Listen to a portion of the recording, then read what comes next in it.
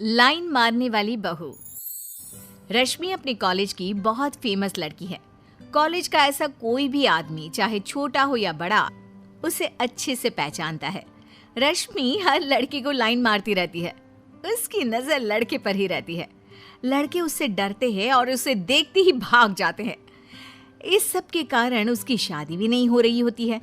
एक रोज कमल दुखी होकर रश्मि से कहती है, अब तो ये सब छोड़ दे मेरी माँ। अब क्या जिंदगी भर यहीं बैठी रहेगी? मेरे कलेजे पर सांप लौटते हैं जब कोई कहता है कि तेरी बेटी लाइन बाज है। मम्मा, अब क्या मैं अपनी जिंदगी भी नहीं जीऊं? मैं इतनी खूबसूरत हूँ कि लड़के मेरी तरफ आकर खुद रुक जाते हैं। इसमें मेरी क्या गलती है?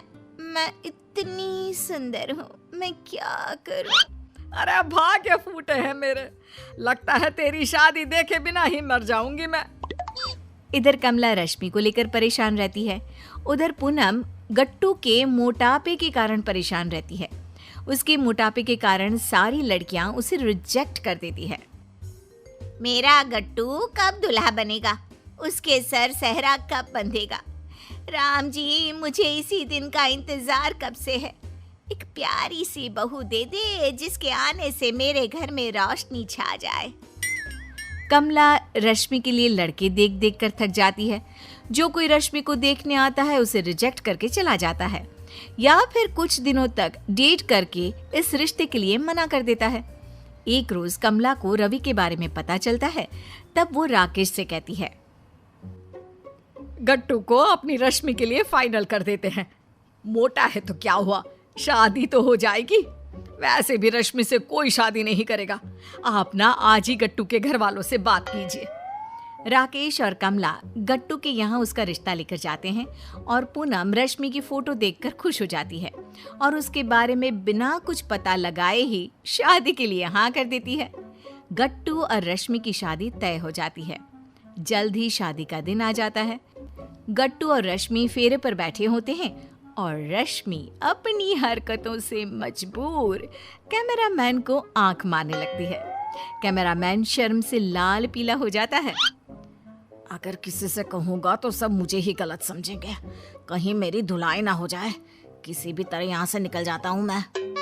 कैमरामैन के बाद रश्मि पंडित जी को लाइन मारने लगती है। उसकी ओर इशारे भी करती है। पंडित जी घबराकर जल्दी जल्दी मंत्र पढ़ने लगता है और गट्टू ये सब देख लेता है लेकिन नजरअंदाज कर देता है। फेरे पूरे होते हैं और रश्मि गट्टू के घर चली जाती है। सभी रश्मि को देख फूले नहीं समाते। और बहुत चांद का टुकड़ा लग रही है। अंधेरे में भी उजाला कर दे। बहू भी तो मेरी है। गट्टू की शादी से सभी खुश होते हैं। रश्मि भी सभी के साथ काफी अच्छे से रहने लगती है। कुछ दिन बाद रश्मि अपने घर आए दूध वाले से बातें करने लगती है और धीरे धीरे उसे लाइन मारने लगती है। बहू जी, आप ये क्या कर रही है? मेरा रोजगार बंद हो जाएगा ऐसे तो। ज्यादा सीधे मत बनो। मैं सुंदर नहीं हूँ क्या? कहाँ गट्टू ये मोटा भैंसा जैसा, और कहाँ मैं कितनी सुंदर हूँ मैं। अरे बहू जी, जाने दीजिए ना हमको। दूध वाला रश्मि से हाथ छुड़ाकर भाग जाता है और अगले दिन से आना बंद कर देता है।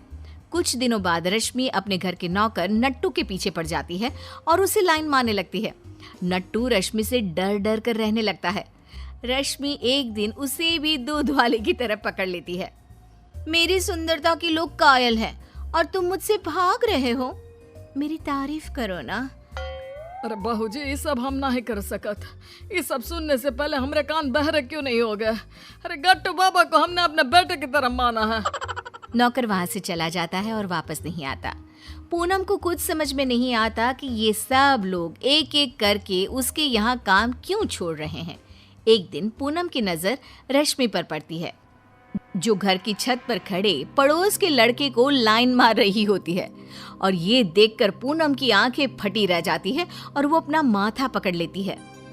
कहीं इसी सब के कारण इतने पुराने नट्टू भाई घर छोड़कर तो नहीं चले गए। मुझे दूध वाले से पता लगाना पड़ेगा कि आखिर बात क्या हुई। पूनम अब पूरे वक्त रश्मि की हरकतों पर नजर गड़ाए रखती है और उसे पता चल जाता है कि रश्मि के कारण ही सभी ने काम छोड़ा है। अब मेरे गट्टू का क्या होगा? वो तो किसी को कुछ बता भी नहीं सकता। ये डायन मेरे घर को निगल जाएगी। पूनम नौकर नट्टू के घर जाती है। नट्टू भाई, आपको अपने घर वापस आना होगा। मेरी मदद करनी होगी रश्मि को सुधारने में। मालकिन, हमको लगा कि आप भी हमका ही गलत समझेंगी, इसीलिए हम चुपचाप चले आए। नट्टू वापस काम पर आ जाता है और रश्मि मौका पाते ही नट्टू पर लाइन मारना चालू कर देती है। अच्छा, तो वापस आना ही पड़ा ना? अब कहाँ जाएंगे बचकर आप? मैं इतनी सुंदर हूँ, क्या करूँ मैं? अरे बहू रानी, तुमने तो हमरे सब्र का बांध ही तोड़ दिया है। नट्टू रश्मि को उठाकर एक कमरे में ले जाता है और कमरा बंद कर लेता है।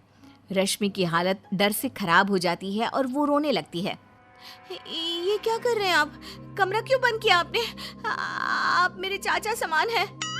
अच्छा, आज हम चाचा समान हो गए।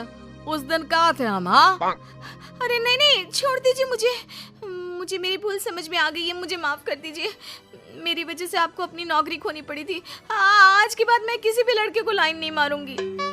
इतने में ही पूनम वहां आ जाती है। बहू, तुमने मेरी नाक कटवाने में कोई कसर नहीं छोड़ी। मुझे पता होता तो मैं तुम्हें इस घर में बहू बनाकर कभी नहीं लाती। तुम्हें सुधारने के लिए ही मुझे और नट्टू भाई को ऐसा करना पड़ा।